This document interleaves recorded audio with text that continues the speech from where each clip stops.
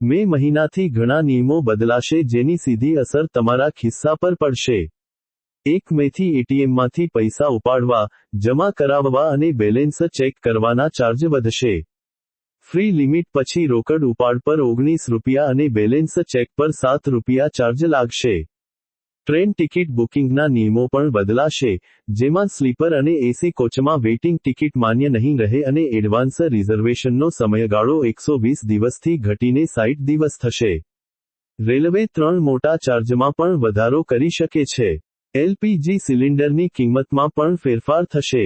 FD અને બચત ખાતાના નિયમોમાં પણ ફેરફારની શક્યતા છે, જેમાં વ્યાજ દરો બદલાઈ શકે છે. આ ઉપરાંત 11 રાજ્યોમાં એક રાજ્ય, એક આરઆરબી યોજના લાગુ થશે, જેનો હેતુ પ્રાદેશિક ગ્રામીણ બેંકોનું મર્જર કરીને કાર્યક્ષમતા વધારવાનો છે.